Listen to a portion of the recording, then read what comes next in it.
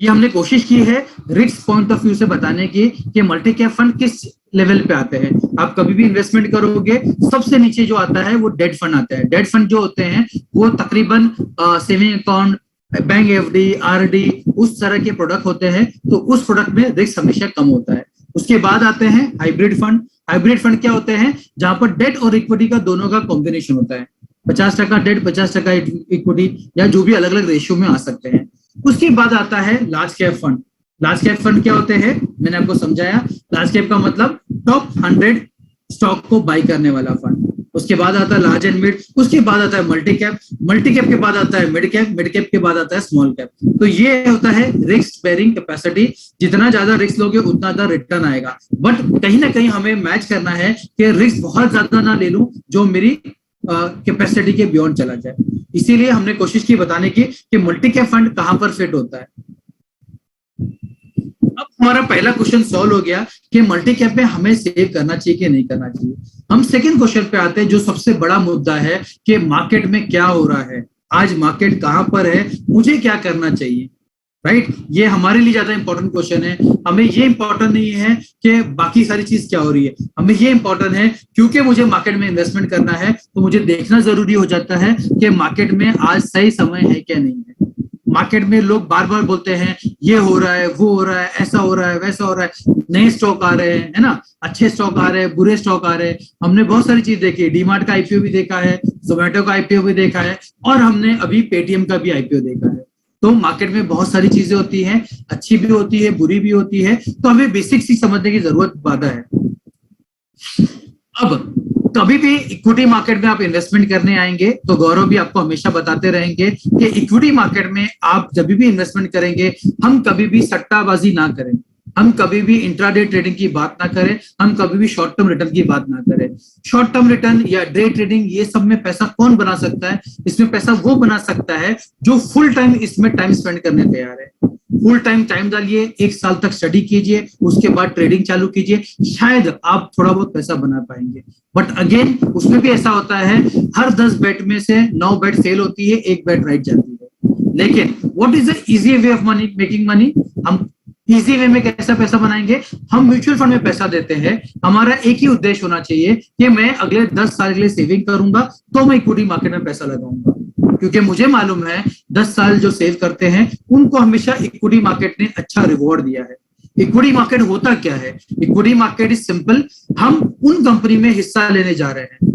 एक एग्जांपल देते हैं, रिलायंस इंडस्ट्री के अगर जो प्रोमोटर है मुकेश अंबानी है, उनको अपनी कंपनी पे कितना भरोसा होगा, उनको अपनी कंपनी पे कितनी जिम्मेदारी होगी, कितनी मेहनत से वो काम करते होंगे। सेम वे इन्फोसिस है तो उसके जो प्रोमोटर है वो उस पर कितनी दिल जान लगा के मेहनत करते होंगे। राइट, अब क्या वो अपनी कंपनी का स्टॉक प्राइस को गिरने देंगे, वो बिजनेस को लॉस में जाने देंगे? Answer is no. वो अपनी पूरी मेहनत लगाते हैं कि अपनी कंपनी को ऊपर लेके जाए। बट कभी कभी हालात आएंगे जब कुछ भी आप कर लो तो भी नीचे जाने के चांस आते हैं। राइट, जैसे पेंडेमिक आया था मार्च 2020 में, आप देख सकते हैं चार्ट में भी। ये चार्ट में हम इन्वेस्टर जो भी है और उन्होंने 5 साल के लिए पैसा लगाया है, तो उनको किस तरह के रिटर्न बनते हैं आप देख सकते हैं। हमने 12.5 के ऊपर लाइन, ब्लैक लाइन बनाई है, that is an average return over a long period of time. Right, हम बैंक एफडी में आज करने जाते हैं 5.5%, 5.25% रिटर्न हमको मिल रहा है। राइट, अच्छे टाइम पे बैंक एफडी हमको 8%, 9% दे रहा था। Equity market can give better return, लेकिन हमें थोड़ा लंबे समय रुकना पड़ता है, टाइम देना पड़ता है। ये बोलना आसान है, लेकिन देखते वक्त, इन्वेस्ट करते वक्त कहीं ना कहीं इन्वेस्टर डर जाता है, पैनिक हो जाता है कि मार्केट तो बहुत वॉलेटाइल है, कभी ऊपर जाता है, कभी नीचे जाता है, मुझे समझ में नहीं आता है, मुझे क्या करना चाहिए। सर, आपको नहीं समझने आता है, जिस तरह से हम एक एयरलाइन में जाते हैं, हम प्लेन में बैठते हैं, हम पायलट पे भरोसा करते हैं कि पायलट हमको मुंबई से, मुझे दिल्ली जाना था तो पायलट उसको मुंबई से दिल्ली लेके जाएगा। इसी तरह से म्यूचुअल फंड में हमारा जो पायलट होता है वो फंड मैनेजर होता है, उसकी जिम्मेदारी होती है कि आने वाले 5 साल में हमको पैसा बना के दे। अब जो जर्नी होती है वो जर्नी में हम डायरेक्ट दिल्ली जा सकते हैं, एक तरीका वो होता है कि मार्केट वन डायरेक्शन में जाएगा, विच इज रॉन्ग। मार्केट एक डायरेक्शन में कभी नहीं जाता है, मार्केट ऊपर भी जाएगा नीचे भी जाएगा, लेकिन over a period of time 5 साल में मुझे मेरा रिटर्न बनना चाहिए, एंड दैट इज व्हाट ये चार्ट में हम बताने की कोशिश कर रहे हैं। आप देख सकते हैं हर पॉइंट ऑफ टाइम पिछले 10 साल में इक्विटी मार्केट ने 5 ईयर इन्वेस्टर को अच्छा रिटर्न बना के दिया है। सिर्फ एक टाइम आया था मार्च 2020 में, जब पेंडेमिक आया था, सब कुछ बंद हो गया था, तब थोड़ा सा हिकअप आया था, उसके अलावा कभी भी हिकअप्स आया नहीं है। वो एसआईपी रिटर्न था। अब कोशिश करते हैं हम लोग थोड़ा सा डिफरेंट देखने की। ये एसआईपी रिटर्न तो ओके है, लमसम अगर हम इन्वेस्टमेंट करने जाएंगे मार्केट में, तो क्या मुझे मार्केट को देखना जरूरी है? क्या मुझे मार्केट टाइमिंग करना जरूरी है? क्या मुझे जरूरी है कि गौरव जी मुझे फोन करे करके ये फंड अच्छा है इन्वेस्ट कीजिए? तो क्या मुझे जरूरी है जाके मनी कंट्रोल चेक करूं, सीएनबीसी चेक करूं, गूगल में जाके देखूं कि आज मार्केट किस लेवल पे है? राइट, ये क्वेश्चन हमारे दिमाग में आता है। अब ये क्वेश्चन उन्हीं के दिमाग में आना चाहिए जो मार्केट में ट्रेडिंग के लिए आ रहे हैं, जो मार्केट में शॉर्ट टर्म के लिए आ रहे हैं। अगर मुझे स्टॉक मार्केट में 6 महीने के लिए पैसा लगाना है, तो मैं शायद देखूंगा कि आज ये अच्छा एंट्री लेवल है कि नहीं। लेकिन अगर मैं मार्केट में 5 साल 10 साल के लिए आ रहा हूं, तो मुझे मार्केट का लेवल देखने की जरूरत ही नहीं है। आप देख लीजिए पिछले 10 साल में, 20 साल में, 30 साल में, कभी भी कोई भी पॉइंट उठा के देख लीजिए और आप देख सकते हैं कि वहां से किसी ने भी इन्वेस्टमेंट किया है, 5 साल 10 साल रुका है, तो उसको जो रिटर्न बना है आप देख सकते हैं। हाँ, ऐसा हो सकता है बहुत से स्टॉक है जिसका 10 साल का रिटर्न भी नेगेटिव है, वो हो सकता है। ऐसा हो सकता है बहुत से सेक्टर है जिसका 5 साल का रिटर्न नेगेटिव हो, वो हो सकता है। लेकिन मल्टी कैप फंड जो स्ट्रैटेजी होती है, उसमें ऐसे होने के चांसेस बहुत कम होते हैं। आपको एक सिंपल एग्जांपल देता हूं। पेंडेमिक कोरोना आने के पहले फार्मा सेक्टर 5 साल तक परफॉर्म नहीं कर पा रहा था, 5 साल से रिटर्न नहीं बन पा रहे थे। लेकिन जैसे ही कोरोना आया, पेंडेमिक आया, फार्मा सेक्टर ने 1 साल में इतना रिटर्न बनाया कि वो 5 साल में उसके रिटर्न बनने की जरूरत ही नहीं पड़ी। वो 1 साल का return was more than 5 year average return. Right, अब ये होता है, कुछ लोग बोलेंगे फार्मा नेगेटिव रिटर्न दे रहा था 5 साल तक, कुछ लोग बोलोगे फार्मा सुपरलेटिव रिटर्न दे रहा था 1 साल तक, लेकिन वापस आप देखो 2021 में फार्मा वापस से नीचे चला गया। राइट, अगर किसी ने सिर्फ फार्मा में इन्वेस्टमेंट किया होता, वो खुश भी होता और नाराज भी होता। लेकिन कोई मल्टी कैप में इन्वेस्टमेंट किया होता, तो फंड मैनेजर क्या करता है, राइट टाइम पे एंटर करता है, राइट टाइम पे एग्जिट करता है। फॉर एग्जांपल आईडीएफसी, हमने फार्मा को बाई किया था 2020 में, हमने उसमें पैसा बना लिया, हम प्रॉफिट बुकिंग करके बाहर निकल गए। आज 2021 में हमारा फार्मा होल्डिंग बहुत ही कम है, बिकॉज हमको मालूम है बहुत ज्यादा भाग गया था, अब उसको थोड़ा सा स्लो डाउन होना पड़ेगा, तो कुछ समय तक उससे बाहर रहना पड़ेगा। तो ये फायदा होता है मल्टी कैप में आने से। हमने ये चार्ट में दिखाने की कोशिश की है, जो रेड डॉट आपको दिखाई दे रहे हैं, ये रेड डॉट असल में वो टाइम का मार्केट पीक है। तो कोई भी इन्वेस्टर अगर किसी भी मार्केट पीक में इन्वेस्टमेंट करता है, उसको चिंता होना चाहिए, क्या वो आराम से शांति से रहना चाहिए। आप देख सकते हैं किसी भी रेड डॉट में आपने इन्वेस्टमेंट किया है और वहां से आप 5 साल के बाद देखिए, वो कस्टमर हमेशा खुश रहेगा। हमें कभी भी किसी भी लेवल पे इन्वेस्टमेंट करने में राइट प्रोडक्ट में इन्वेस्ट करके राइट टाइम तक वेट करना बहुत जरूरी होता है हमारे लिए। अगर हम वो कर पाते हैं तो हमें चिंता करने की जरूरत ही नहीं है कि किस तरह से क्या होने वाला है, मार्केट में क्या कैसा होगा। ये रेड डॉट हमें दिखाता है हर समय पे। आज 2021 में मैं आपसे बात कर रहा हूं, नवंबर का महीना चल रहा है, तो अभी का जो पीक आएगा अगेन वो कहीं ना कहीं ऊपर होगा। आपको यहाँ दिखाई दे रहा है, ये निफ्टी का इंडेक्स दिखाई दे रहा है आपको, राइट, तो वो भी पीक पे होगा। आज के समय कोई आज भी पैसा लगाएगा पीक के ऊपर और 5 साल तक अगर वेट करता है, तो he will again make a decent return in the market. तो वो चीज को हमको ख्याल रखना है, ध्यान रखना है कि मार्केट में पैसा लगाते समय हमारे लिए इंपॉर्टेंट ये नहीं है कि मार्केट आज किस लेवल पे है। मैं चाहता तो टेक्निकल बातें कर सकता, मैं चाहता तो आपको स्टॉक बोलता, सेक्टर बोलता, लेवल बोलता, सारी चीजें बोलता, लेकिन मैं जानता हूं क्योंकि एज एन इन्वेस्टर हमें जितनी आसानी से समझाया जाएगा उतना हमारे लिए इंपॉर्टेंट है। जितना कॉम्प्लेक्स वे में समझाने की कोशिश करूंगा उतना हमको नहीं समझेगा और हम ज्यादा कंफ्यूज हो जाएंगे। तो हमें एक ही चीज का ध्यान रखना है, किसी भी लेवल पे हम इन्वेस्टमेंट करते हैं और राइट प्रोडक्ट में हम करते हैं, तो हमें 5 साल तक अगर हम वेट करते हैं तो हमको अच्छा रिटर्न बनता है, वो हमें ध्यान में रखना है। तो हमें ये क्वेश्चन नहीं करना है कि आज मार्केट क्या लेवल पे है। मार्केट क्या लेवल पे है वो आपको भी मालूम है, मार्केट इस लेवल पे है गौरव को भी मालूम है, मार्केट ये लेवल पे है मुझे भी मालूम है, और मार्केट ये लेवल पे है हमारे फंड मैनेजर को भी मालूम है। फंड मैनेजर वो होता है जिसने अपनी लाइफ के 20 साल सिर्फ स्टॉक मार्केट में पैसा लगाने में बनाए हैं। 20 साल तक वो मार्केट में ही रहा है, 20 साल तक वो मार्केट को 10-10, 12-12 घंटे स्टडी करता है, तो उनको मार्केट के बारे में हमसे बहुत ज्यादा बेटर मालूम होता है, उनके पास हमसे बहुत ज्यादा इंफॉर्मेशन होती है, तो उनको मालूम है आज की तारीख में क्या अच्छा है, आज की तारीख में क्या अच्छा नहीं है। इक्विटी मार्केट में हमेशा एक चीज पे ध्यान रखना, जब कोई अच्छी चीज होती है तो भी वहां पैसा बन सकता है, कब कोई बुरी चीज होती है तो भी वहां पैसा बन सकता है। टाइम टाइम की बात होती है, हर टाइम में अलग इंडस्ट्री परफॉर्म करती है, हर टाइम पे अलग सेक्टर चलता है, राइट। जब पेंडेमिक आया था तो जो सेक्टर ज्यादा चल रहे थे वो एफएमसीजी थी, फार्मा थी, राइट, ये सारी चीजें चल रही थी। जब पेंडेमिक नहीं आता है तो अलग सेक्टर चलते हैं, हेल्थ केयर चलेगा, फॉर एग्जांपल आपका बैंकिंग चलेगा, फाइनेंशियल एनबीएफसी चलेगा, इंश्योरेंस चलेगा, राइट, ये सारी चीज चलेगी। तो हर समय पे अलग अलग चीज चलने वाली है, तो फंड मैनेजर वो स्टडी करते हैं और वो पोर्टफोलियो को चयन करते रहते हैं।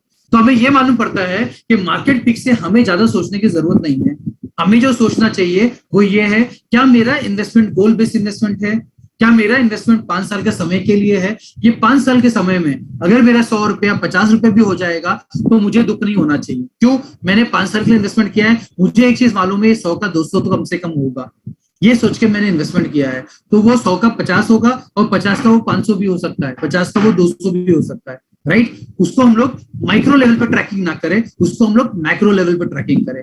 कहीं पे अगर कोई चूक हो भी जाती है तो Gaurav will come back to you and से करके हमने ये कॉल लिया था, ये कॉल अभी हमको रेक्टिफाई करना है, हमको इसको इंप्रूव करना है, तो वो आपको आके बता देंगे कि ए से बी में आपको जाना है।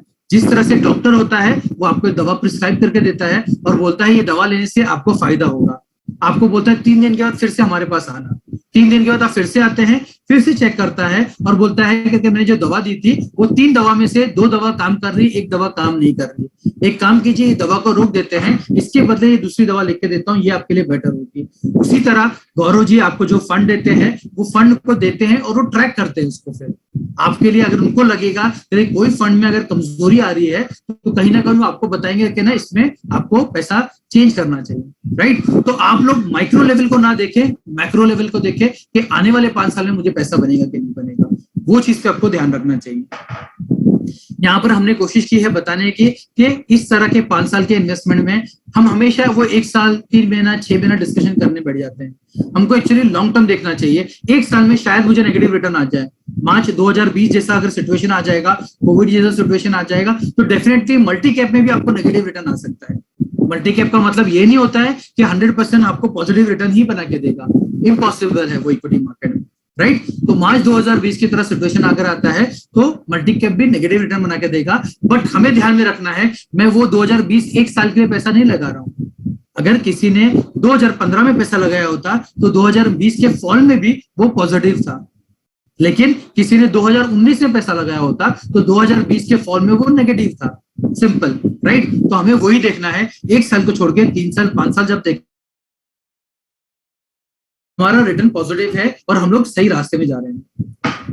यहाँ पर हम लोग ने एसआईपी का बताया।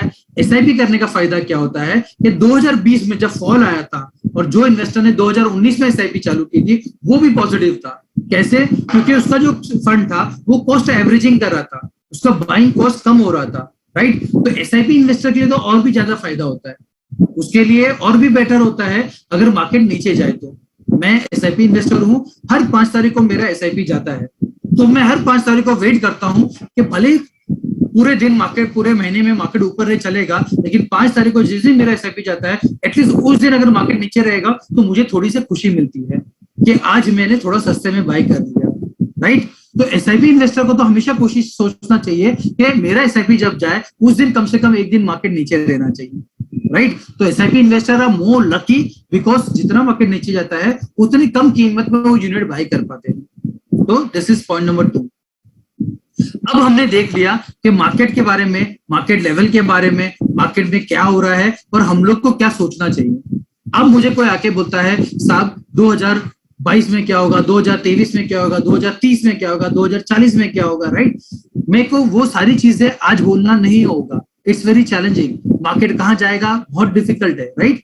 But I know one thing कि मेरा जो फंड मैनेजर है he is doing more research then, वो चीजों को ज्यादा बेटर में समझेगा। अगर कोई चीज इंप्रूवमेंट करना है, कोई चीज बेटर करना है तो वो मेरे से पहले ऑलरेडी कर लेगा। तो that is already there in the system. तो हमें वो ध्यान रखना है, हम लोग वो चीज को अच्छे से कर पाएंगे। राइट। अब लेट अस गो, मैं आगे एक स्टेप लेके जाता हूं, तीसरे क्वेश्चन पे पहुंचते हैं हम लोग, आईडीएफसी मल्टी कैप फंड। अब ये फंड में क्या अच्छा है जो हमें पैसा बनाने में हेल्प कर पाएगा, राइट। हम एक ही उद्देश्य से पैसा लगाते हैं कि मेरा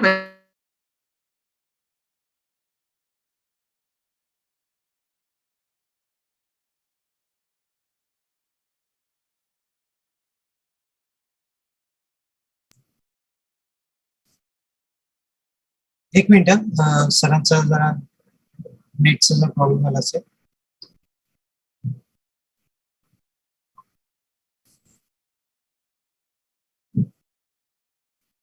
hello Razzaq sir,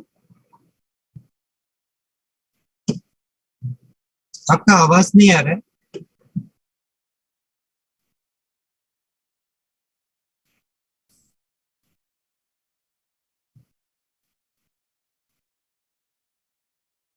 Recording stopped.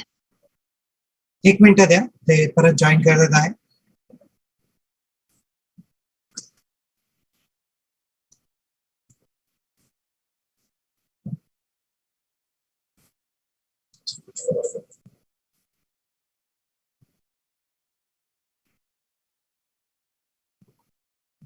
Recording in progress. I am sorry, थोड़ा सा नेट का इशू है शायद, इसलिए आई एम ऑडिबल नाउ, आवाज आ रही मेरी? हाँ सर, आवाज आ रही है. या सर, मेरा स्क्रीन विजिबल है अभी? हाँ सर, स्क्रीन विजिबल है. ओके, मैं आपको बता रहा था कि हमें क्या चीज पे, प्रोसेस पे क्यों ध्यान देना चाहिए। जैसे मैं आपको एग्जांपल दिया फार्मा का, उसी तरह आईटी का एग्जांपल है। बहुत जन कह रहे थे करके वर्क फ्रॉम होम चल रहा है, सब कुछ चल रहा है, तो भी आईटी बहुत अच्छा करेगा। आईटी ने बहुत अच्छा किया 2020 में, अगेन 2021 में आईटी स्लो डाउन आ गया, राइट। तो हर समय समय पे चीजें बदलती रहती है, हमें हर्ड मेंटेलिटी में नहीं जाना है। जब 2020 में फार्मा स्टॉक ने 100% रिटर्न दे दिया था, बहुत अच्छा परफॉर्म कर रहा था, बहुत सारे रिटेल इन्वेस्टर ने लेट एंट्री की और उसके बाद वो फंड चला ही नहीं, उसके बाद वो सेक्टर चला ही नहीं। अब वो बोलेंगे हम तो रिटर्न नहीं बना पाए, राइट। जब एंट्री करने का टाइम आता है तो लोग तभी बाई नहीं करते हैं। एक चीज का हमेशा याद रखना, शॉपर स्टॉक में सबसे ज्यादा गर्दी कब होती है? जब वहां पर डिस्काउंट लगता है। इक्विटी मार्केट में सबसे ज्यादा गर्दी कब लगती है? जब इक्विटी मार्केट में सबसे ज्यादा प्रीमियम लगता है। जब मार्केट पीक पे होता है सबसे ज्यादा बायर होते हैं, जब मार्केट सस्ता होता है तो सबसे कम बायर इक्विटी मार्केट में आते हैं। असल में होना तो ऑपोजिट चाहिए था। इसीलिए हमें ऐसी जगह पे जाना चाहिए जहां पर हम लोग एकदम भरोसे से पैसा दे के हम लोग शांति से बैठ सके, हमें मार्केट ट्रैक करने की जरूरत ना पड़ सके। आईडीएफसी में ये चीज को खास ध्यान दिया जाता है और आईडीएफसी मार्केट में इसीलिए ज्यादा माना भी जाता है। हम तीन चीज पे हमेशा फोकस करते हैं जिसको हम लोग 3D पावर बोलते हैं। पहला है डाइवर्सिटी, मैं इसको एक्सप्लेन करूंगा आपको डाइवर्सिटी क्या होता है। डाइवर्सिटी का मतलब ये होता है कि हमारा पैसा हमेशा डाइवर्सिफाइड होना चाहिए अलग अलग कैटेगरी में। इससे फायदा ये होता है कि हमसे गलती होने के चांसेस कम हो जाते हैं, क्योंकि अगर कोई चीज हमने सोचा कि आने वाले समय पे स्मॉल कैप अच्छा चलेगा, लेकिन आने वाले समय पे अगर मिड कैप अच्छा चल गया और मैं मिड कैप में नहीं होऊंगा तो शायद मुझे रिटर्न नहीं बन पाएगा। तो आईडीएफसी हमेशा कोशिश करता है ये चीज पे खास फोकस रखे। आईडीएफसी एक और चीज पे ध्यान रखता है, कोई चीज पे ओवरबर्डन ना हो जाए। फॉर एग्जाम्पल, मुझे कोई आके अगर बता दे कि ये साल कोई स्टॉक बहुत अच्छा परफॉर्म करने वाला है, तो कभी ऐसा ना हो जाए मैं वो स्टॉक पे ओवरवेट हो जाऊं, बहुत ज्यादा पैसा लगा दूं कि गलती होने से रिटर्न में मेरे को चैलेंजेस आ जाए। हम लोग उस चीज को बहुत ज्यादा ध्यान देते हैं। सेकंड है हमारा डिसिप्लिन। हम डिसिप्लिन पे बिलीव करते हैं कि हर चीज में हम लोग जो लिखा हुआ होता है वही फॉलो करते हैं। हमने अगर जो फंड के बारे में लिखा है कि ये फंड अगर ये काम करेगा तो मार्केट किसी भी डायरेक्शन में जाए, कुछ भी हो जाए, हम हमारे प्रोसेस में कभी भी चेंज नहीं करते हैं। We stick to the process. क्यों? हमें जो इन्वेस्टर आता है वो हमारे फंड का नाम पढ़ के, हमारे फंड के प्रोसेस को देख के हमारे पास आता है। तो यही चीज हमेशा हमें लीड करती है। इसी चीज की वजह से हम लोग हमेशा टॉप पे भी रहते हैं। पिछले 2 साल में इंडिया में one of the fastest growing AMC में आईडीएफसी का नाम आता है। उसका बड़ा बुनियादी काम इसीलिए था क्योंकि हम लोग ने हमेशा हमारे प्रोसेस को ज्यादा ध्यान दिया है, उस पर ज्यादा फोकस किया है। तीसरा और ये सबसे इंपॉर्टेंट मुद्दा होता है, जो आप हमें पैसा देते हैं मैनेज करने के लिए। आप हमें पैसा इसलिए नहीं देते हैं कि हम आपका पैसा सबसे बेस्ट स्टॉक में पैसा लगाएं। आप हमें पैसा इसलिए देते हैं कि हम आपको पैसा बेस्ट स्टॉक में लेकिन राइट स्टॉक में लगाएं। बेस्ट स्टॉक में और राइट स्टॉक में फर्क क्या होता है? बेस्ट स्टॉक का मतलब ये होता है, लोग बोलते हैं सबसे ज्यादा पैसा जो बनाएगा वो बेस्ट स्टॉक है। राइट स्टॉक का मतलब क्या होता है? जो स्टॉक अच्छा पैसा बनाए, लेकिन अच्छी कंपनी भी होना जरूरी है। अच्छा पैसा बनाना है तो बिटकॉइन भी बनाता है, राइट? बहुत सी चीजें होंगी, गैम्बलिंग कंपनी होगी, वो बहुत अच्छा पैसा बनाएगी, लेकिन राइट स्टॉक में होना भी बहुत जरूरी है, राइट? इसीलिए आईडीएफसी को हमेशा मार्केट में सबसे ज्यादा अवार्ड भी मिलता है, इसके लिए कि हम लोग अच्छे स्टॉक से ज्यादा वैल्यू राइट स्टॉक को देते हैं। मार्केट में कभी भी कोई टर्मोइल आया है, कभी भी कोई चैलेंजेस आया है, हमेशा लोग पहले आईडीएफसी को देखते हैं, क्या उसको कुछ हुआ है, क्या उसके कंपनी में, उसके पोर्टफोलियो में कुछ आया है क्या? पर हमेशा एक चीज नजर आती है कि आईडीएफसी में वो स्टॉक होते ही नहीं है जो मार्केट में प्रॉब्लम में होते हैं। बहुत सारे एग्जाम्पल मैं दे सकता हूं, जैसे कि 2018 में एक बहुत बड़ा इशू हुआ था आईएलएफएस को लेके। आईएलएफएस इतनी बेहतरीन कंपनी थी, इतना बड़ा पोर्टफोलियो था, सब कुछ था, हर कोई इसको बाय करा था, लेकिन आईडीएफसी ने कभी भी आईएलएफएस में इन्वेस्टमेंट नहीं किया था, क्योंकि हमारा जो क्वालिटी मैनेजमेंट का जो प्रोसेस हम लोग फॉलो करते हैं, हम लोग में वो आईएलएफएस फिट ही नहीं होता था।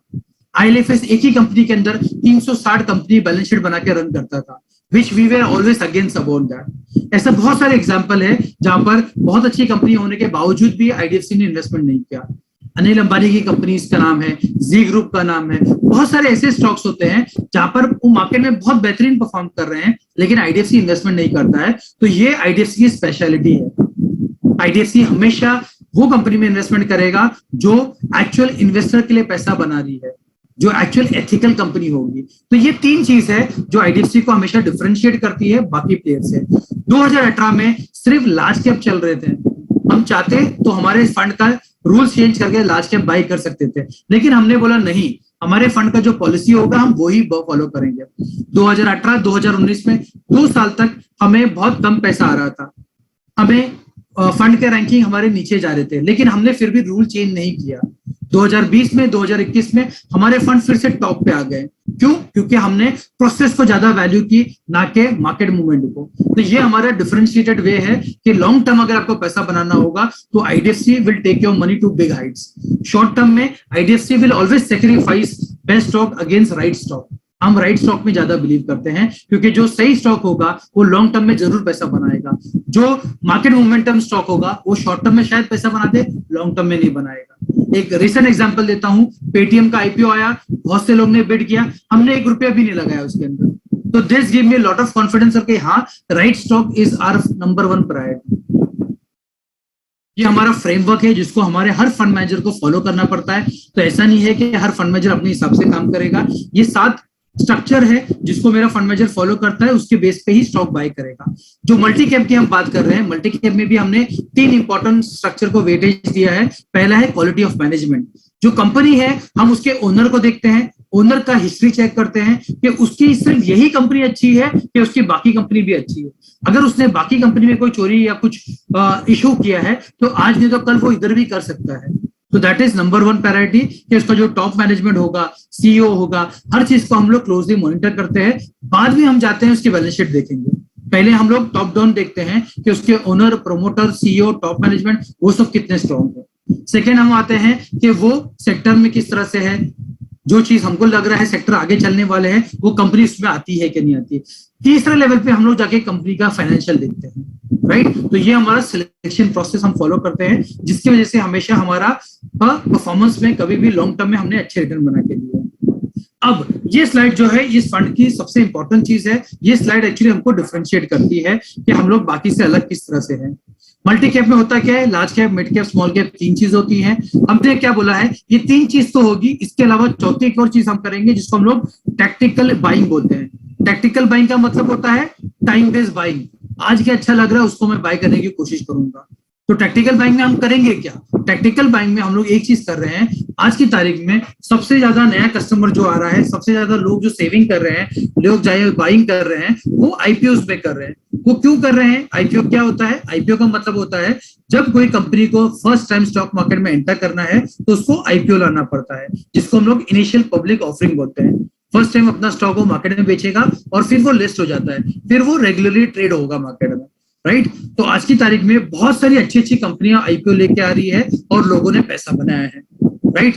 तो उसमें हमें पार्टिसिपेट करना चाहिए। हर इन्वेस्टर पार्टिसिपेट कर रहा है।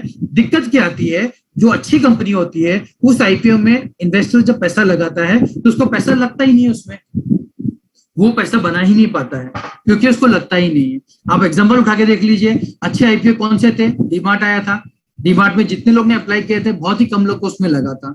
लगता भी है तो बहुत छोटा एप्लीकेशन आता है, रिटेल लेवल का माइनर एप्लीकेशन हमको लग पाता है। तो मेरे पास अगर 5 लाख रुपए डालना था लेकिन मुझे नहीं लगेगा, मुझे छोटा एप्लीकेशन लगेगा, 50,000 का, 80,000 का, 1 लाख का, जो भी लगना है वैसा लग सकता है, राइट। पारस डिफेंस की कंपनी आई थी, 325 टाइम्स सब्सक्रिप्शन था, मतलब हर 325 लोग में से एक आदमी एक को लगेगा, राइट। तो अच्छे आईपीओ में लगने हमें स्टॉक लगने के चांसेस बहुत कम होते हैं। तो म्यूचुअल फंड क्या करता है? म्यूचुअल फंड को क्या फायदा होता है आईपीओ में इन्वेस्टमेंट करने का? म्यूचुअल फंड आईपीओ आने के पहले इन्वेस्टमेंट करता है, उसको कहते हैं anchor investor. Mutual fund as an anchor investor enter करता है आईपीओ आने के पहले। इससे फायदा क्या होता है? फायदा ये होता है, म्यूचुअल फंड अगर 100 करोड़ का भी एप्लीकेशन डालता है, देयर इज हाई चांसेस के पूरे 100 करोड़ आपको लग जाते हैं। क्यों? एंकर इन्वेस्टर को आईपीओ के पहले मौका मिलता है। एंकर इन्वेस्टर में सिर्फ बड़े प्लेयर को अलाउड होता है, वहां पर रिटेल इन्वेस्टर नहीं आ सकता है। एंकर इन्वेस्टर को 2 चीज होती है, एक एप्लीकेशन साइज बड़ी होनी पड़ती है, 10 करोड़, 20 करोड़, 50 करोड़ वैसी होती है। सेकंड, एंकर इन्वेस्टर को 1 महीने का लॉक इन पीरियड होता है। एंकर इन्वेस्टर लिस्टिंग पे बेच नहीं सकता है। रिटेल इन्वेस्टर क्या करता है? आईपीओ में लगाता है, लिस्टिंग में बेच के बाहर निकल जाता है। म्यूचुअल फंड वो नहीं करते। डीमार्ट हमने बाय किया था, आज तक हम होल्ड कर रहे हैं उसको, क्योंकि हमको मालूम है आने वाले 10 साल तक वो पैसा बना के देगी, राइट। तो इस तरह का स्टॉक होता है, हम तो एनीवे होल्ड करते हैं। बट ये हमारा एंकर इन्वेस्टर स्टाइल है, जहां पर हम हमारे कस्टमर को ज्यादा पैसा बना के दे सकते हैं। सेकंड है कि म्यूचुअल फंड अगर सारा पैसा इक्विटी में लगा देगा तो आने वाले समय पे कोई आईपीओ आएगा तो मैं बाय कैसे करूंगा? इसीलिए हमने इसमें कैश होल्डिंग रखी है, अप टू 10% कैश होल्डिंग हम इसमें जा पाएंगे।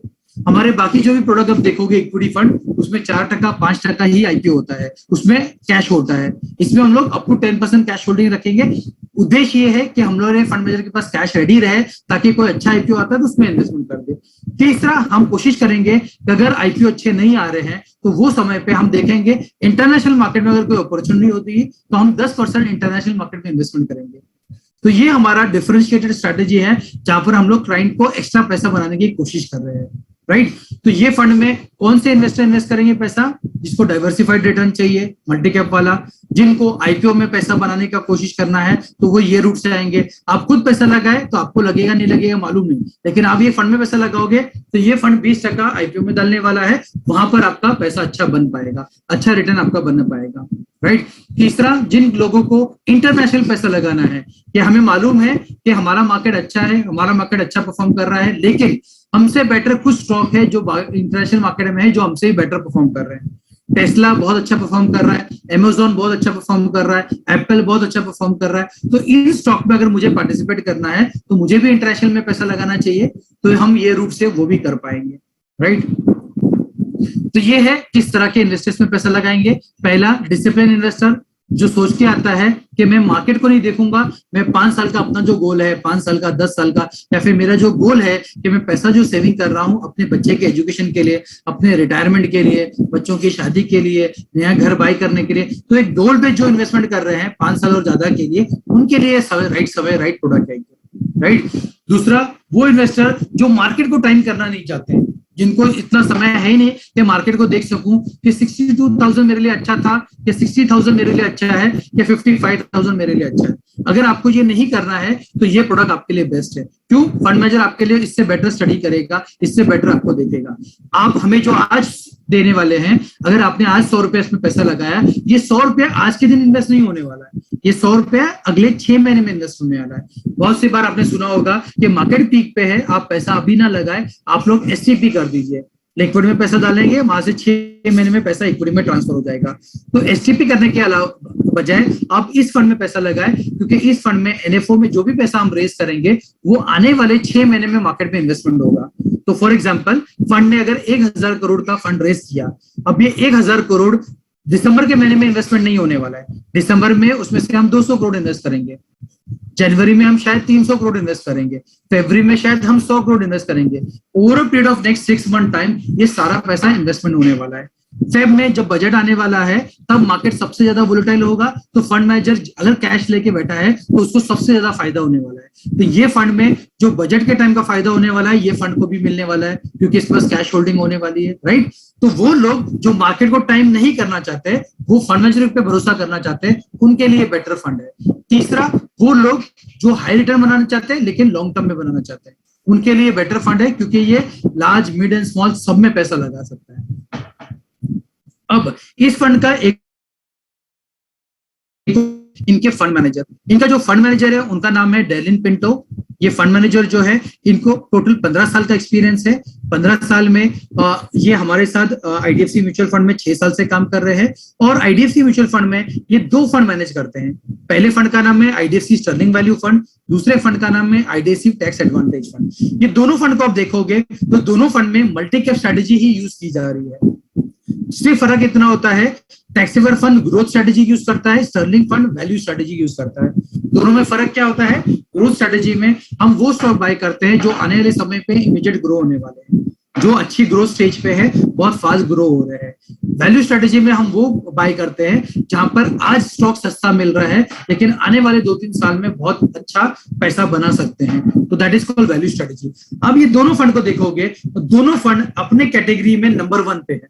अब ये साल जाके देखोगे 1 year return tax saver fund advantage में कैटेगरी में जाके देखोगे, there are more than 40 fund in that category. IDFC tax advantage fund number 1 rank पे है। Same way value fund category में आप जाके देखोगे, Sterling value fund number 1 category पे है। इससे मुझे कॉन्फिडेंस आता है कि हाँ, fund manager is a very strong performer, बहुत अच्छा परफॉर्म किया है, मुझे इसमें पैसा डालने में कोई दिक्कत नहीं होगी। ये हमारा टैक्स एडवांटेज फंड है, ये उसका परफॉर्मेंस है। लास्ट 1 ईयर में 75% रिटर्न है, लास्ट 3 ईयर में 20% रिटर्न है, लास्ट 10 साल में तकरीबन 18% रिटर्न है। तो this give me lot of comfort कि हाँ, ना कि सिर्फ शॉर्ट टर्म में बट लॉन्ग टर्म में भी बहुत बेहतरीन परफॉर्म करके ये फंड मुझे दे रहा है।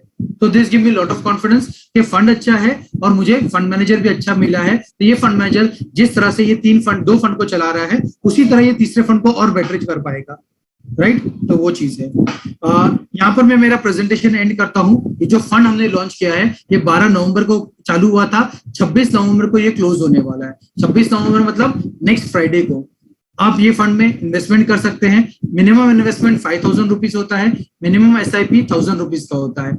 तो इसमें एसआईपी करना चाहिए, लमसम करना चाहिए। तो मैंने ऑलरेडी प्रेजेंटेशन में एक स्लाइड में आपको बताया है कि अगर आप 5 साल का उद्देश्य लेके आते हैं तो एसआईपी कीजिए या लमसम कीजिए, दोनों में आप प्रॉफिट बना पाएंगे। एसआईपी में ज्यादा प्रॉफिट बनता है क्योंकि एसआईपी में क्या होता है, कल आने वाले समय पे, जैसा हमने मार्च 2020 का एग्जांपल दिया है, उसी तरह से आने वाले समय पे अगर कहीं पे भी मार्केट करेक्ट होगा तो एसआईपी आपके लो कॉस्ट बाइंग करेगा। तो मेरा तो सिंपल आपके लिए रिप्लाई होगा कि आप एक लमसम एप्लीकेशन डालें, साथ में एक एसआईपी उसी फंड में कर लें। फायदा क्या होगा? लमसम से आपको आज का यूनिट मिल रहा है, एसआईपी से फ्यूचर यूनिट ऐड होते रहेंगे। कल अगर मार्केट कभी करेक्ट होगा तो भी आप इसमें पैसा ऐड करते रहेंगे और इसमें आप पैसा बना पाएंगे। तो here I and my presentation. आपका जो भी सवाल हो, क्वेश्चन हो, आप पूछ सकते हैं। मुझे बहुत खुशी होगी आपके सारे क्वेश्चन का रिप्लाई देने के लिए। आप इस फंड के बारे में पूछ सकते हैं, आप मार्केट के बारे में पूछ सकते हैं, या फिर आप आईडीएफसी के किसी और प्रोडक्ट के बारे में भी पूछ सकते हैं। Thank you. Back to you Gaurav. Yes, thank you sir, बहुत अच्छे से आपने यहाँ पे समझाया। अगला इन्वेस्टमेंट स्ट्रेटेजी, ये मल्टी कैप होना चाहिए जहाँ पे लार्ज, मिड और स्मॉल तीनों जगह पे अपना पैसा लगे। कसं वाटलं सर्वांना?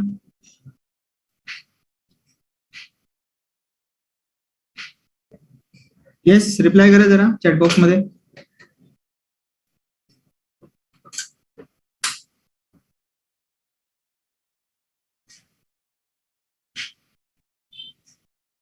मस्त, ओके। येस, सो इथून पुढे आपली इन्व्हेस्टमेंट स्ट्रॅटेजी ही नक्कीच मल्टी कॅप असणार।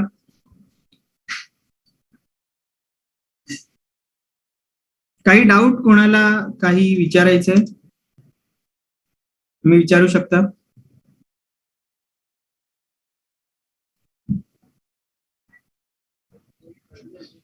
सो इन्व्हेस्टमेंट कशी करायची? सगळ्यात पहिली गोष्ट तर आपल्याकडे इन्व्हेस्टमेंट प्लॅटफॉर्म अवेलेबल आहे, फंड्स बाजार। फंड्स बाजार या इन्व्हेस्टमेंट प्लॅटफॉर्म मधून तुम्ही या ठिकाणी NFO मध्ये इन्व्हेस्टमेंट करू शकता.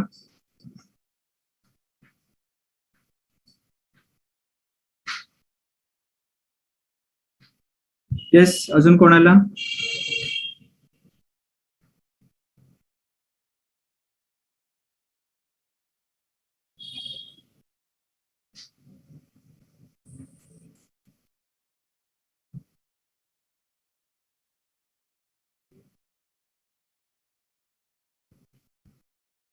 इन्व्हेस्टमेंट किती पासून सुरुवात करू शकता? सो 5000 मिनिमम इन्व्हेस्टमेंट आहे लमसम आणि 1000 SIP. सुरुवातीला तुम्ही लमसम पद्धतीनेच इन्व्हेस्टमेंट करू शकता. एकदा की फंड ओपन झाला की तुम्ही SIP पद्धतीने सुद्धा इन्व्हेस्टमेंट करू शकता.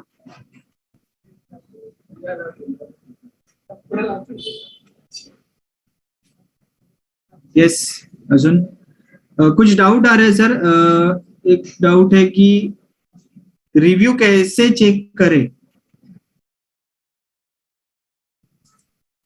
सर आप रिव्यू कैसे चेक करें, फंड को कैसा चेक करें, मार्केट को कैसे चेक करें, ये सारे सवाल के जो आंसर है, जैसा मैंने बताया, हर एक को अपना अपना स्पेशलिटी प्ले करना पड़ेगा.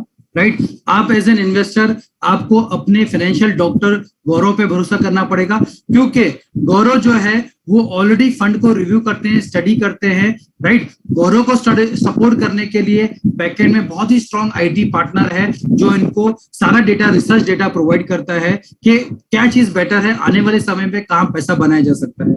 फॉर एग्जाम्पल, आज भी आप देखोगे मार्केट में 9 NFO चल रहे हैं. राइट, गौरव जी को रिसर्च ने रिपोर्ट बना के दिया है कि 9 में से बेटर फंड कौन सा है, और वो फंड गौरव जी आपके पास लेके आए. Right, so this give a lot of confidence कि रिव्यू का जो काम है वो गौरव जी के एंड पे होता है, उनके जो IT पार्टनर है प्रूडेंट उनके एंड पे होता है, और हम जो मैन्युफैक्चरर रहते हैं हम बार बार रिव्यू करते हैं कि आपके पोर्टफोलियो में अच्छा स्टॉक होना जरूरी है, राइट स्टॉक होना जरूरी है. हम वो ऑलरेडी चेंज करते रहते हैं. फॉर एग्जाम्पल, हमें कोई पूछते हैं करके ना, सर हमने आपके स्टर्लिंग वैल्यू फंड में पैसा लगाया था, 1 साल में आपने हमारा पैसा डबल कर दिया है.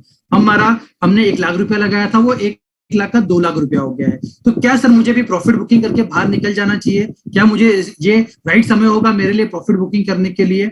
हमारा आंसर ये होता है, पिछले 1 साल में आपका जो पैसा डबल हुआ है उसमें मेरे फंड मैनेजर ने 2 बार ऑलरेडी स्टॉक बेच के प्रॉफिट बनाया है.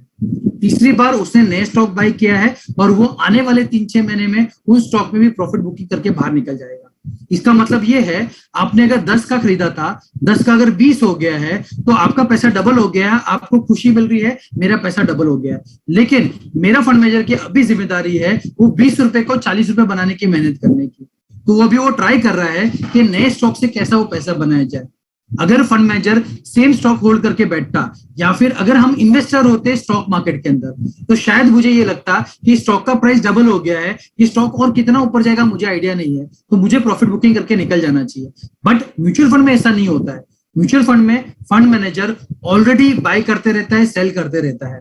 तो मेरा जो स्टर्लिंग वैल्यू का आज NAV डबल हुआ है, उसमें फंड मैनेजर ने ऑलरेडी 2 बार स्टॉक बेच के बाहर निकल चुका है. अब तीसरी बार वो नए स्टॉक में आया है, नए सेक्टर में आया है, जहां पर वो आने वाले समय पे पैसा बनाने वाला है. तो आपके पास 2 ऑप्शन है. एक, आप उसको रिव्यू बोले मेरा पैसा डबल हो गया, मैं निकल जाऊंगा. दूसरा है, इन्वेस्टर बोलता है नहीं, I will stay for my next 5 year time, because मैं 5 ईयर के लिए आया हूँ. तो जो निकल जाएंगे वो ये सोचेंगे आप नया पैसा कहाँ लगाऊं, कौन से फंड में लगाऊं, कहां पर लगाऊं, ये सब देखेंगे. जो नहीं निकलेंगे वो 5 साल तक रुकेंगे. शायद उनका जो 10 का 20 हुआ है, 20 का 40 होगा, 40 का 80 हो जाएगा. तो 5 साल में वो 80 पे पहुंच जाएंगे. कहीं ना कहीं वो इन्वेस्टर जो बार बार चर्न करते थे, बार बार फंड को देखते थे, बार बार प्रॉफिट बुकिंग करते थे, वो धीरे धीरे कहीं ना कहीं गलत टाइम पे एंटर, गलत टाइम पे एग्जिट हो जाता है. और कहीं ना कहीं हमें एक चैलेंज की वजह से हम लोग पीछे रह जाते हैं.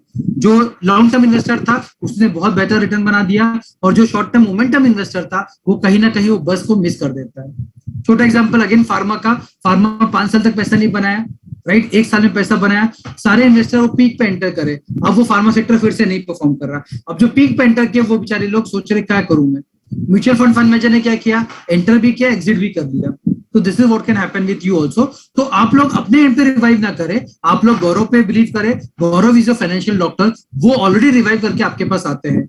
जब भी उनको लगेगा कि आपके पोर्टफोलियो में कोई भी ऐसा फंड है जो नहीं चलने वाला है, जिसका टफ टाइम आने वाला है, he will come back and tell you करके इससे आपको बाहर निकलना है।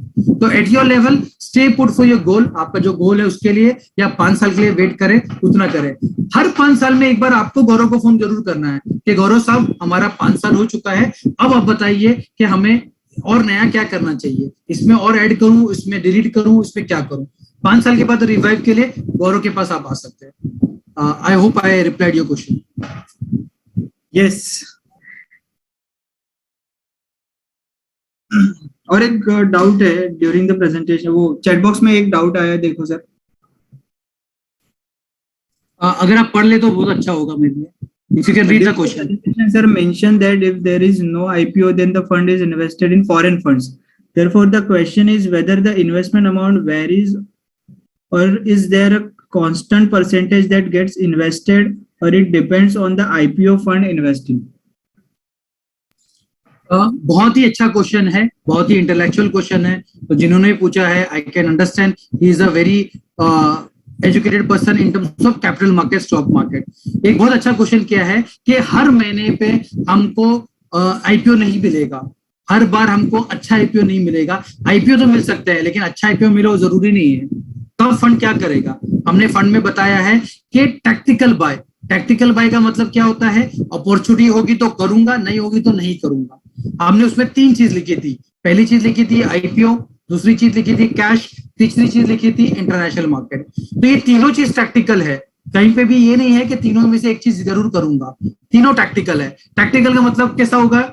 मतलब जब कोई अच्छा आईपीओ आ रहा है, फॉर एग्जांपल आने वाले समय पे एक छोटा एग्जांपल देता हूं, प्रूडेंट का आईपीओ आने वाला है। जो टेक्नोलॉजी पार्टनर है इनके, प्रूडेंट का आईपीओ आने वाला है दिसंबर या जनवरी में।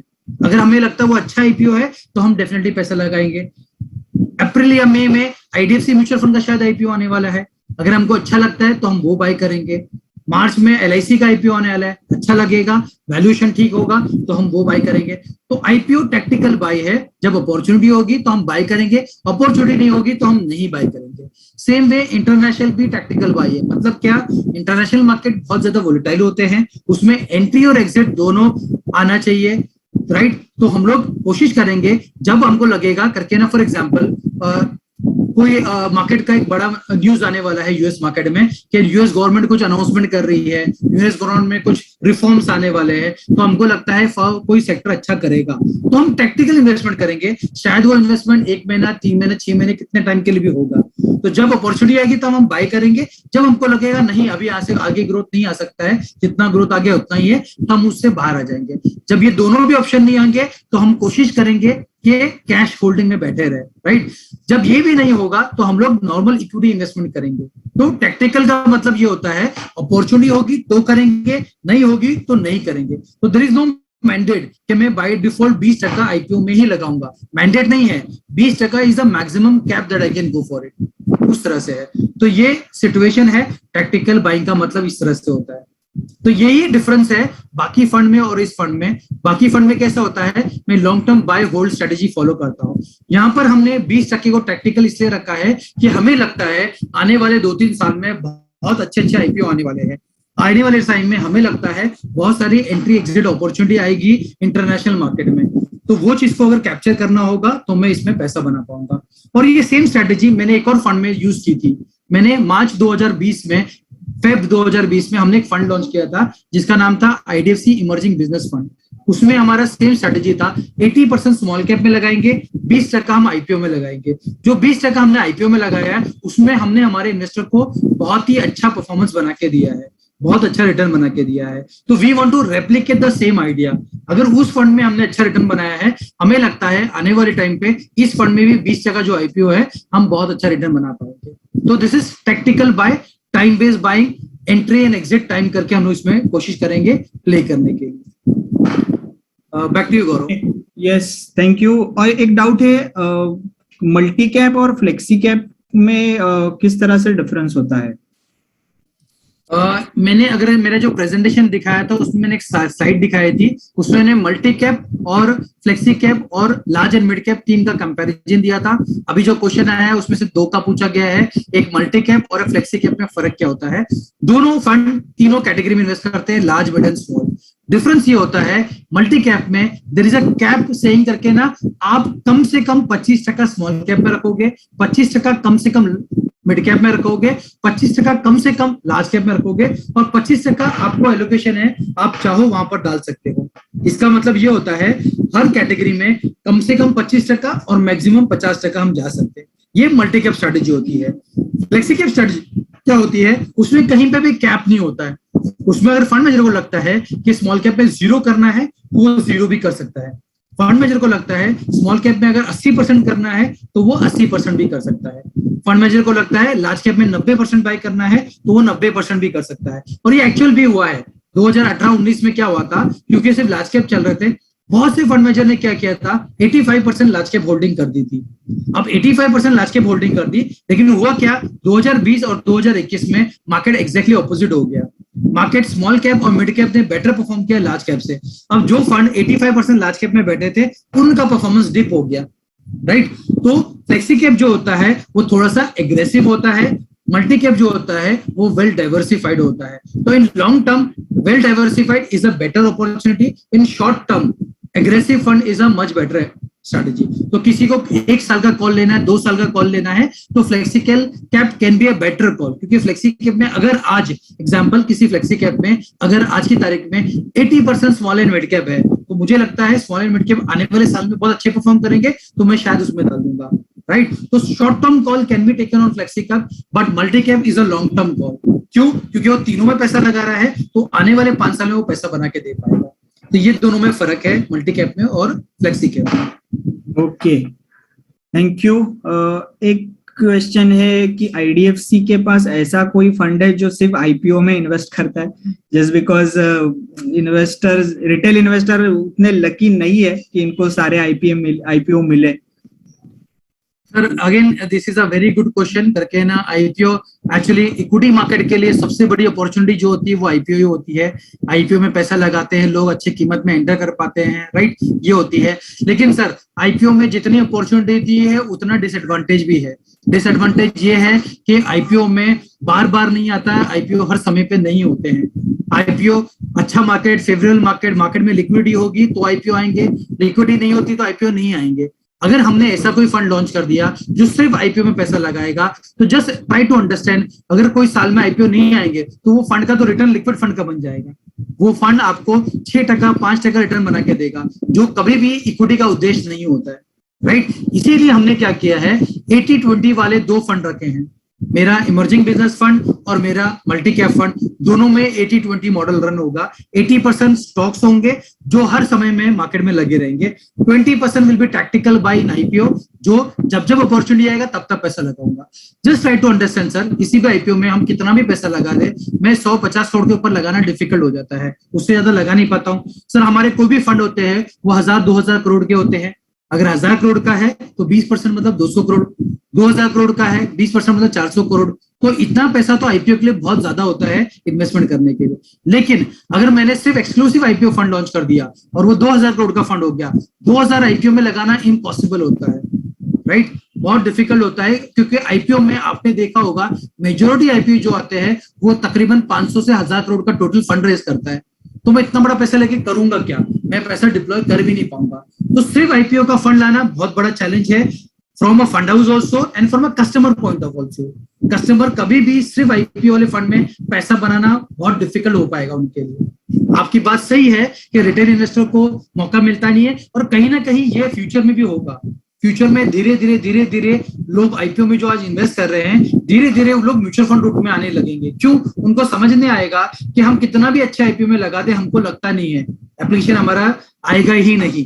इससे बेटर है हम म्यूचुअल फंड के थ्रू जाए। म्यूचुअल फंड वाला एंकर इन्वेस्टर में इन्वेस्ट करेगा और उसको वहां पर लगने के चांसेस बहुत ज्यादा ब्राइट होते हैं, क्योंकि एंकर इन्वेस्टर में बहुत कम पार्टिसिपेंट होते हैं। सिर्फ म्यूचुअल फंड आता है, इंश्योरेंस आता है और बड़े प्लेयर आते हैं, क्योंकि बड़ी टिकट साइज होती है, राइट। तो ये बेटर तरीका है आपको भी, अगर आप में से जो भी लोग आईपीओ में इन्वेस्टमेंट करना चाहते हैं। देखो, जो आईपीओ अच्छे नहीं होंगे ना, उसमें तो सबको लग जाता है ना, वो तो क्योंकि उसमें बड़े ज्यादा लोग आएंगे नहीं इन्वेस्ट करने के लिए, तो उसमें वैसे भी पैसा नहीं डालना चाहिए हमें, उससे तो हमें दूर रहना चाहिए, राइट। जो अच्छा आईपीओ होता है वो कभी लगेगा नहीं, राइट। अच्छे आईपीओ में आपको जाना होगा तो म्यूचुअल फंड के रूट से आइए, क्योंकि म्यूचुअल फंड कभी भी कोशिश करता है जो अच्छे आईपीओ है उसमें ही इन्वेस्टमेंट करने का।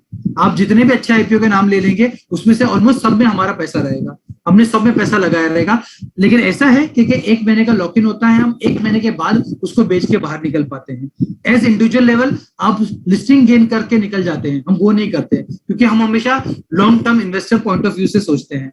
अगर स्टॉक अच्छा है तो हम तो आज भी होल्ड करते हैं, जैसे मैंने आपको डीमार्ट का एग्जांपल दिया, डीमार्ट तो हम लोग आज भी होल्ड करते हैं। लेकिन हम डीमार्ट का मतलब ये नहीं है कि 10 साल तक होल्ड ही करेंगे, हम डीमार्ट के अंदर भी प्रॉफिट बुकिंग करते हैं। फॉर एग्जांपल बीच में स्टॉक प्राइस नीचे गया था, हमने एक्स्ट्रा बाइंग की, उसके पहले जब बहुत फास्ट ग्रो हो गया था हमने उसमें पार्शियल प्रॉफिट बुकिंग भी किया था।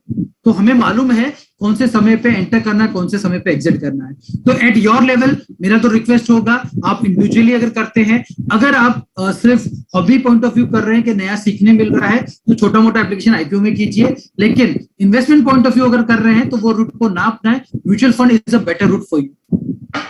Back to you Gaurav. Yes, thank you, बहुत अच्छे से आपने ये सवाल आंसर किया। लास्ट क्वेश्चन एक है, उसके बाद हम रुकते हैं। आपने जो बजट के बारे में बताया, तो यहाँ से लेके अगले 5-6 महीने तक या बजट तक मार्केट का परफॉर्मेंस कैसे रहेगा? सर मेरे सारे प्रेजेंटेशन में आपको बताया है कि कभी भी हमें मार्केट के बारे में, जैसे मैंने एग्जांपल दिया था, बॉम्बे से दिल्ली हम जा रहे हैं तो हमें चिंता होना चाहिए हमें दिल्ली जाना है, हमें ये चिंता नहीं होना चाहिए बॉम्बे से जाते वक्त रास्ते में इंदौर पड़ेगा, रास्ते में लखनऊ पड़ेगा, या रास्ते में जो पड़ेगा वहां पर बारिश होगी क्या नहीं होगी।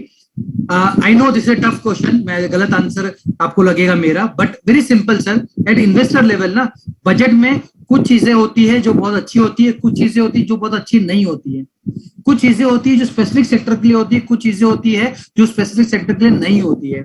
तो हमारे जो फंड मैनेजर होते हैं वो ये चीज को स्टडी करते हैं और उन स्टॉक में जाते हैं। फॉर एग्जाम्पल बजट में बहुत सारी न्यूज आएगी जो बोलेगी इंफ्रा में बहुत अच्छा होने वाला है, हमारे इन्वेस्टर जोश में आ जाते हैं, इंफ्रा स्टॉक बाय करना चालू कर देते हैं। लेकिन हमें मालूम है कि इंफ्रा में आज वो स्टॉक में वो ताकत ही नहीं है प्रोजेक्ट को इतने टाइम में डिलीवर करने की, तो आज नहीं तो कल 6 महीने के बाद वो वापस से नीचे डिप आ जाएगा।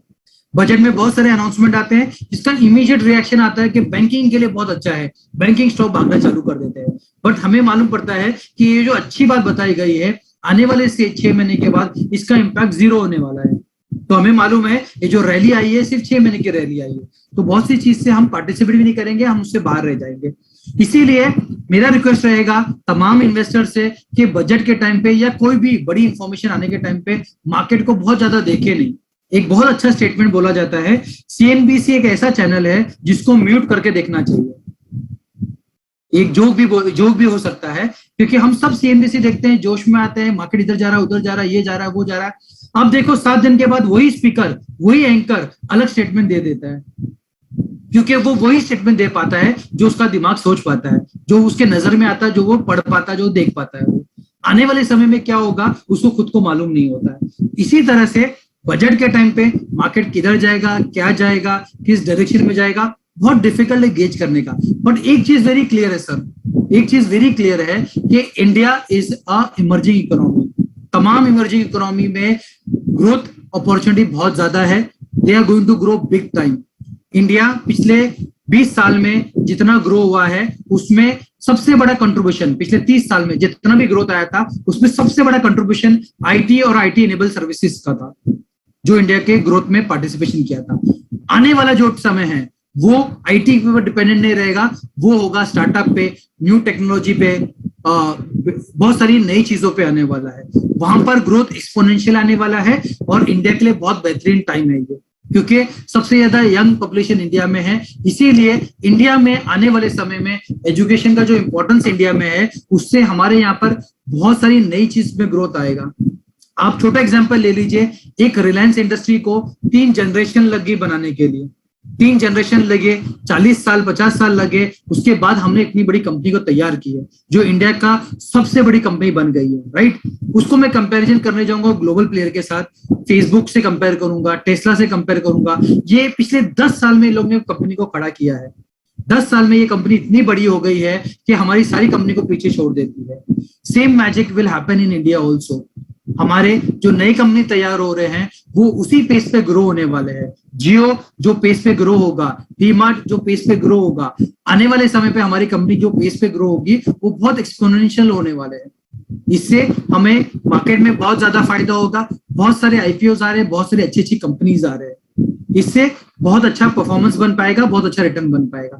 तो आने वाले बजट को ना सोचे, आने वाले बजट के लिए आपको अगर पैसा लगाना है तो आईडीएफसी मल्टी कैप में पैसा दीजिए। उसका रीजन बताता हूं आपको। आईडीएफसी मल्टी कैप में जो हमें पैसा मिलने वाला है आने वाले बजट के टाइम पे 50 से 60% उसमें कैश होल्डिंग रहेगा। तो बजट में जो भी सेक्टर फाइनेंस मिनिस्ट्री अनाउंस करेगी और जो भी सेक्टर को फायदा होने वाला है उस सेक्टर में सबसे ज्यादा पैसा ये फंड लगाने वाला है। तो अगर बजट पॉइंट ऑफ व्यू आपको पैसा लगाना होगा तो इस तरह के फंड में पैसा लगाइए ताकि वो फंड बेटर वे में आपका पैसा इन्वेस्ट कर सके, तो आपको उसका बेटर रिटर्न बन सके। मार्केट आने वाले बजट के बारे में ना सोचे, आप मुझे क्वेश्चन करना है, ये पूछे आने वाले 5 साल में आपको मार्केट क्या नजर आता है, आने वाले 5 साल में किस तरह से हमारा मार्केट होना चाहिए या किस तरह से हमारा मार्केट होगा। Then I can tell you करके ना, long term average return India में 15% हुआ है। अगर 15% से मार्केट ग्रो होता है तो अगर मेरा मार्केट आज 60,000 रुपए है तो शायद 5 साल के बाद वो 1,20,000 रुपए रहेगा।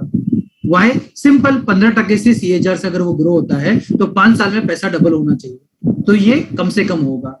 अगर इंडेक्स 5% से 15% से ग्रो होकर पैसा डबल करेगा तो I am sure mutual fund will make much much better return. Right, example बोलता हूं, पिछले 1-1.5 साल में मेरे कितने सारे फंड है जिन्होंने पैसा डबल कर दिया है। IDFC emerging business fund, IDFC Sterling value fund, IDFC tax saver fund, right, ये सारी फंड ने ऑलरेडी पैसा आपका 1 साल में डबल कर दिया है। तो मार्केट डबल नहीं हुआ है फिर भी मेरा पैसा डबल हो गया है, that give me more confidence. अगर मार्केट डबल होगा तो मेरे फंड है या फिर म्यूचुअल फंड है या फिर इक्विटी मार्केट जो है वो डबल नहीं होगा, उससे बहुत ज्यादा ग्रो होगा। तो आप लोग ये सोच के डाले कि मेरा पैसा मैं आने वाले 5 साल के लिए लगाना चाहता हूं और ये पैसा डेफिनेटली अच्छे से ग्रो हो सके, उस स्कीम में मेरे को डालना है। तो this will be the right question and this will be the right answer. Back to you Gaurav. Yes, thank you, बहुत अच्छे से आपने समझाया, बहुत अच्छे से आपने एक्सप्लेन किया। थैंक यू सर, आपने आपका टाइम दिया, यहाँ से आगे मार्केट कैसे रहेगा ये आपने बहुत अच्छे से समझाया। येस, यहाँ पे रुकते हैं हम। थँक्यू सगळ्यांना, आणि तुम्हाला कॉन्टॅक्ट नंबर शेअर केलेले आहेत, तुम्ही कॉन्टॅक्ट करा त्यांच्याशी। आपलं जे लॉग इन आहे त्या लॉग इन मधून तुम्ही या एनएफओ मध्ये इन्व्हेस्टमेंट करू शकतात। 26 नोव्हेंबर शेवटची डेट आहे, तोपर्यंत तुम्ही सगळ्यांनी इन्व्हेस्टमेंट करून घ्या। लक्षात ठेवा, इथून पुढची स्ट्रॅटेजी ही मल्टी कॅप स्ट्रॅटेजी असणार आहे। Yes yes, thank you Razak sir.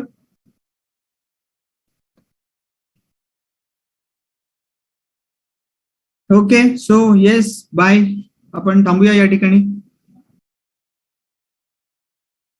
Thank you सगळ्यांना।